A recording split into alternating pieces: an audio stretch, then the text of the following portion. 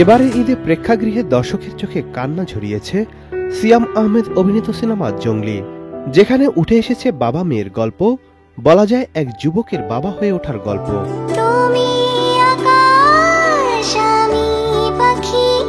জঙ্গলি সিনেমায় বাবা মেয়ের চরিত্রে সিয়াম ও নৈরিতার অভিনয় দর্শকদের হৃদয়ে নাড়া দিয়েছে। যে গল্প এক দম্পতিকে বেশি ছুঁয়ে গেছে।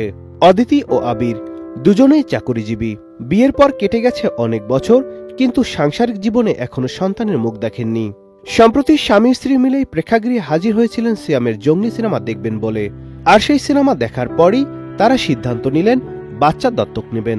এ বিষয়ে আবির নামে ওই যুবক বলেন, আমরা স্বামী স্ত্রী দুজনেই দ্বিতীয়বার জঙ্গলি দেখলাম এবং উপলব্ধি করলাম শুধু জন্ম দিলেই বাবা মা হওয়া যায় না, জন্ম না দিয়েও আদর্শ বাবা মা হওয়া সম্ভব। আর সেটা জঙ্গলি সিনেমাতে পরিচালক এম রহিম দারুণভাবে উপলব্ধি করাতে পেরেছেন।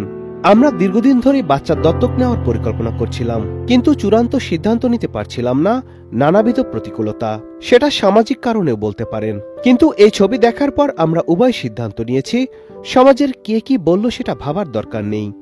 আমরা সিদ্ধান্ত নিয়েছি, দৃঢ়ভাবেই সিদ্ধান্ত নিয়েছি, আমরা বাচ্চা দত্তক নেব। ওয়ালটন আবারও মিলিয়নিয়ার অফারে ওয়ালটন ফ্রিজ কিনে আপনিও হয়ে যেতে পারেন মিলিয়নিয়ার। আবির যখন কথা বলছিলেন, পাশে দাঁড়িয়েছিলেন তার স্ত্রী অদিতি। তিনি জানালেন, এমন ছবি সমাজের সব বাবা মায়েদের দেখা উচিত। যারা বাবা মা হননি তাদের আরো বেশি দেখা দরকার। সন্তান জন্ম দিলেই বাবা মা হওয়া যায় না, বাবা হওয়ার দারুণ এক গল্প রয়েছে জঙ্গলি সিনেমায়। সেই বাবা মারাও যে জন্ম না দিতে পারলেও যে অন্য সন্তানের বাবা মা হওয়া যায়, এটা এই মুভিটা আসলেই শিক্ষাটা দিল। আমরা যারা মেয়ে, তারা বাবাদের কাছে রাজকন্যা। সেই রাজকন্যাদের প্রতি বাবাদের ভালোবাসা কতটা থাকে তা জঙ্গলি দেখলে বুঝতে পারবেন। ছবিটি দেখার পর আমরা জীবনের বড় একটি সিদ্ধান্ত নিতে পেরেছি। ছবিতে যে গল্প বলা হয়েছে সেজন্য জঙ্গলি টিমের প্রতি কৃতজ্ঞতা। এছাড়াও এই দম্পতি আরো বলেন, আমাদের সমাজে বাচ্চাদের নিয়ে কত কিছুই ঘটে। অনেকে বাচ্চা জন্ম দিয়ে রাস্তায়ও ফেলে দিয়ে যান। তারা কিভাবে বড় হয় সেটা খুবই অমানবিক। এই ছবিতে সেটাও দেখানো হয়েছে।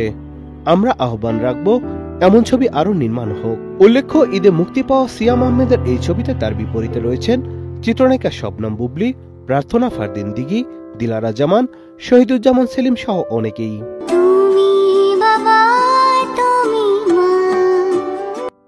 নাদিম হাসান, চ্যানেল আই।